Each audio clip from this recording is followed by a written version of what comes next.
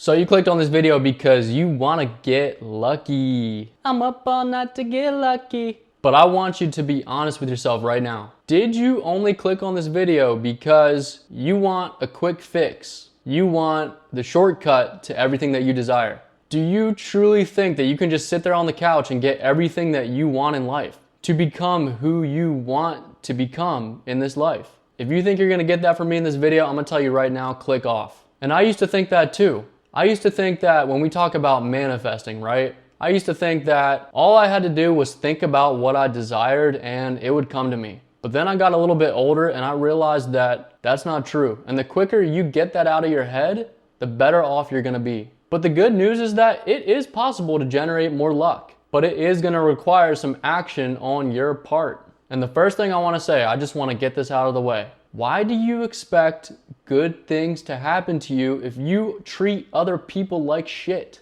I don't think a lot of us realize how real karma is, how real cause and effect is, because everything that you're putting out into the world is what you're getting back. For every single action that you take, no matter how big, no matter how small, there will be a reaction that comes back to you. That's why the Bible was talking about you reap what you sow. Let's say you're going around and you're like stealing or something. You don't think that's gonna come back to you? You should probably reconsider that. We're always getting what we deserve sooner or later. And so if you truly have good intentions, if you want the best for others, if you're supportive, if you send positive energy out, as corny as it sounds, you're gonna get that back. If you respect other people, you're gonna be respected. If you treat others well, they're more likely to give you opportunities. They're more likely to recommend you for things. They're more likely to just give you stuff. And the more we're generating good karma, which really is just cause and effect, the more we're putting out more positive causes, the better effects we're gonna get back. And so let's say unfortunate things keep happening to you, like maybe you got a rock in your windshield, maybe you got a flat tire, maybe you keep just having these random bad things happen to you. You might need to check on your internal.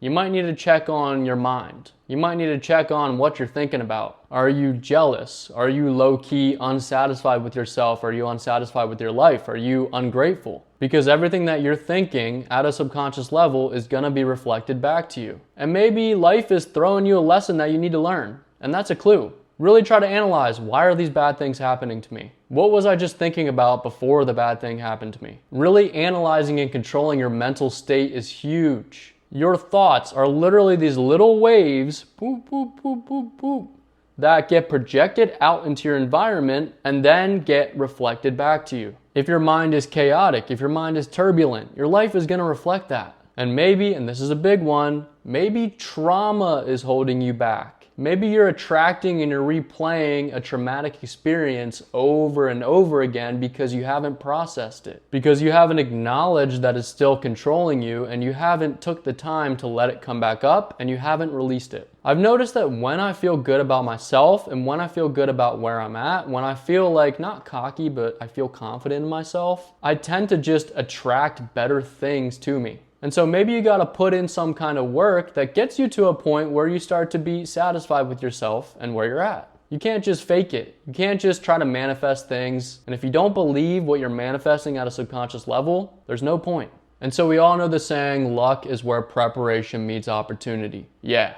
Maybe you gotta step up and really commit to being the best version of yourself. To commit to pushing out of your comfort zone. I notice that every time I have the courage to put myself in difficult, unknown, uncomfortable situations, that I always generate more luck. I have to constantly keep reminding myself to do that because my brain is always trying to keep me safe. It's always trying to keep me held back. It's always trying to put me into a smaller version of myself because the unknown is scary. But if you really spend the time improving yourself, eventually there's gonna be an opportunity that comes into your life and you're gonna be able to seize that. And it's so hard. I struggle with putting in work for X amount of time without seeing any results back. But I keep reminding myself, it is impossible for me to not be rewarded if I continue to put in this much work, if I continue to improve. And so I start building momentum. I start building new habits and they're stacking on top of each other. And momentum is contagious. Once you start new habits, once you start like being healthy, working out,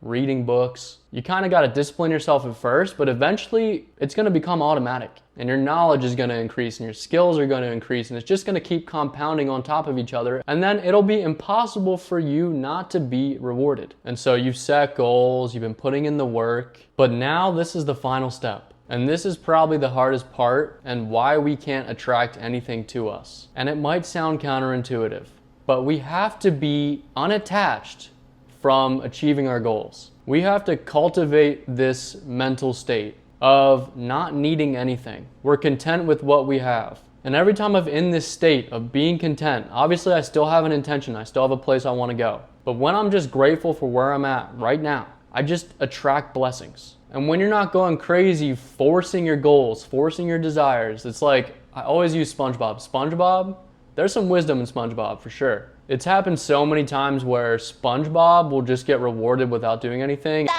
At first, we didn't know what to do with all the money.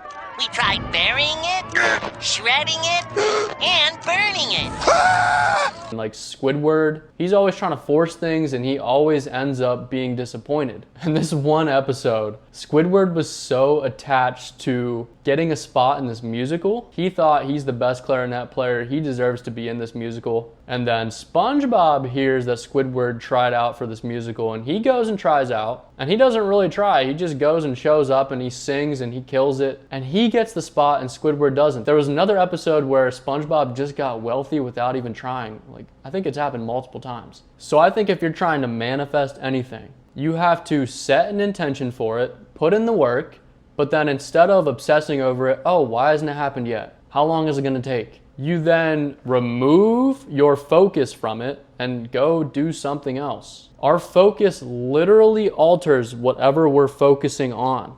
And if we keep focusing on it, it'll just remain fixed. So like the saying, a watched pot never boils. If you keep looking at it, it's not gonna boil, or it's gonna feel like it's taking longer. And if you've ever heard of the double slit experiment, it proved that when we focus on something, reality turns it into a particle. It's fixed. If we're not focusing on it, it turns into a wave particle theory.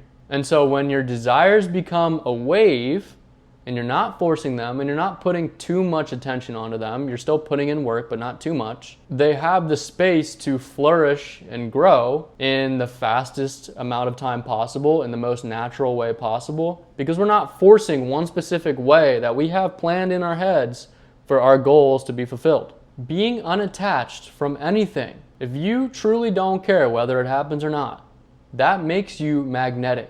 It's like you see it in relationships. The most attractive people don't need anything. They don't need anything from anyone. They're so secure in themselves, they're so secure where they're at right now that they don't need anything else, and that makes them attractive. So we're taking action, we're remaining unattached, but I think the final key is we're still building belief. So this is all counterintuitive, but I think it makes sense to me. We're building belief that it's going to happen. And it's not just, we're not just faking the belief, all right? While we're taking action and while we're proving to ourselves that we are capable of what we desire, we don't just believe that we're going to achieve our goals, we actually know that we're going to achieve our goals. And when you have an inner knowingness that you deserve what you desire, that you're capable of what you desire, you're no longer resisting it, you're no longer pushing it away, because it's not separate from you. It becomes a part of you, if that makes sense. It's not just this crazy thing that you're going to attain that's like far away from you. It is you right now. And so that's my take on how to generate more luck. Hopefully it works for you. I'm gonna keep applying it, see what I can do with my life, but that's all I got. Peace.